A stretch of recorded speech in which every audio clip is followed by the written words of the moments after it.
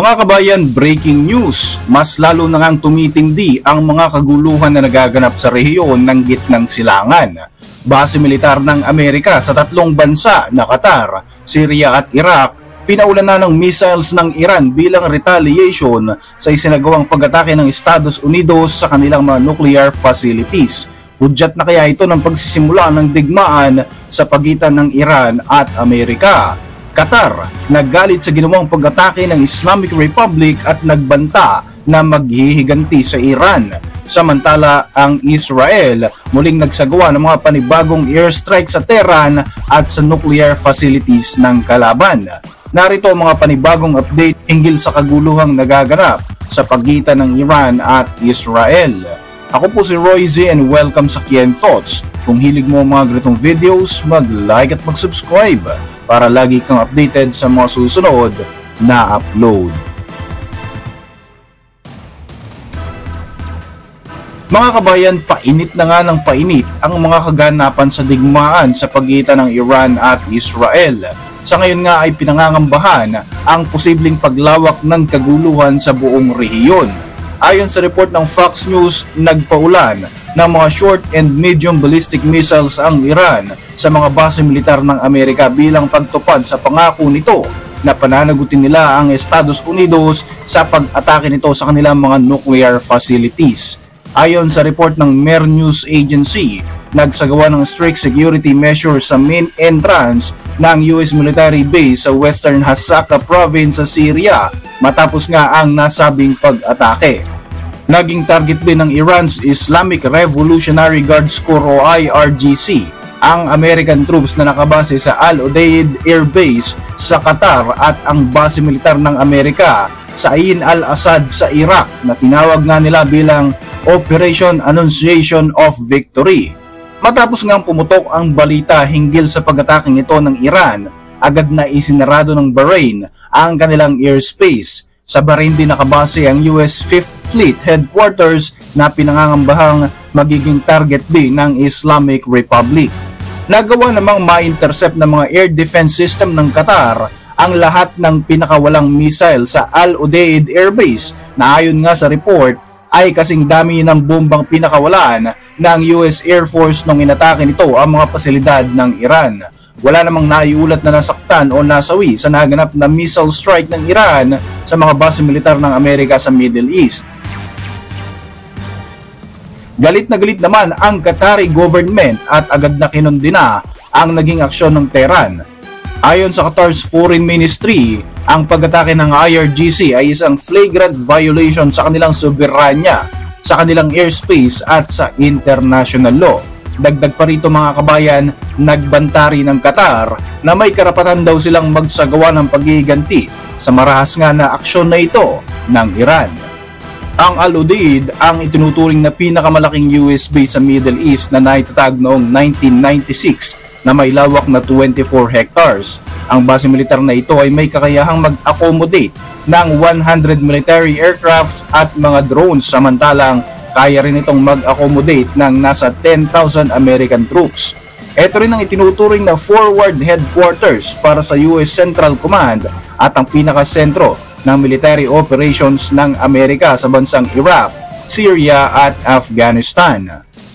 Agad namang kinundina ng mga bansang kagaya ng Egypt, Saudi Arabia, Jordan, Bahrain at Oman ang naganap na Iranian attack sa Qatar, Syria at Iraq at sinabing malaking panganib ang dulot ng mga ganitong aksyon sa hindi na nga daw matahimik na rehiyon ng Gitnang Silangan. Sinabi naman ng Iran na kinontak at binigyan di umano nila ng warning ang Qatar bago pa nga raw sila magsagawa ng pag-atake. Maging si US President Donald Trump ay aware din daw sa threat na ito. Dagdag pa ng Iran Supreme National Security Council, malayo di umano sa mga pasilidad at residential areas ng bansang Qatar ang naging target ng IRGC at hindi rin daw ito nagdulot ng panganib sa kaibigan nilang bansa. Ayon naman sa report ng Axios mga kabayan, ang magiging response di umano ng Estados Unidos ay depende sa number of casualties at sa damage ng missile strike na ito. Ito rin daw ang pagbabasihan ni President Trump kung tuluyan na nga ba itong makikilahok sa digmaan sa pagitan ng Iran at Israel. Matapos ngang maganap ang nasabing pag-atake ng Iran sa US bases sa Middle East, agad na nagpatawag ng emergency meeting si Trump sa White House, kasama rito ang kanyang National Security Team, si Defense Secretary Pete Hegseth at si Joint Chiefs Chairman General Dan Kane. Matatandaan nga na binigyan ng babala ng Amerika ang Iran na anumang aksyon na gagawin ng Islamic Republic laban sa US interest sa rehiyon ay siguradong mananagot nga ito sa buong puwersa ng Estados Unidos. Sa iba pang update mga kabayan, sinabi ng tatlong Israeli officials na gusto na nilang tapusin ang gera kontra sa Iran sa lalong madaling panahon at ipinaabot na nga rin daw nila ang mensaheng ito sa Estados Unidos. Gayunpaman, magdedepende pa rin ito sa mga susunod na magiging hakbang ng Islamic Republic. Simula nga noong maglunsad ng Operation Rising Lion ng IDF, nagawa na nitong ma-eliminate ang mga senior Iranian generals na malapit kay Ayatollah Ali Khamenei at ang nuclear scientist na nangangasiwa sa nuclear program ng Tehran. Bukod nga rito mga kabayan ay nagawa rin ng Israeli Air Force na maparalisa ang mga air defense systems, atomic-related sites at maging ang mga ballistic missile facilities ng kalaban. Noong Lunes, June 23, 2025 ay nag-expand na rin ng mga target ang Israel sa loob ng Tehran na kabisera ng Iran. Ayon sa report ng Reuters, inatake di umano ng IDF ang gate ng notorious na Evin Prison kung saan nakabilanggo ang mga political detainees ng Iran. Ayon sa Israel, ang bilangguan na ito ay sumisimbolo di umano sa mapanupil na remihen ni Ayatollah Ali Khamenei. Dito'y kinukulong ang mga dual citizens at maging ang mga Westerners na madalas ay ginagamit ng Islamic Republic bilang bargaining chip sa negosasyon nito sa mga bansang kaalyado ng Amerika.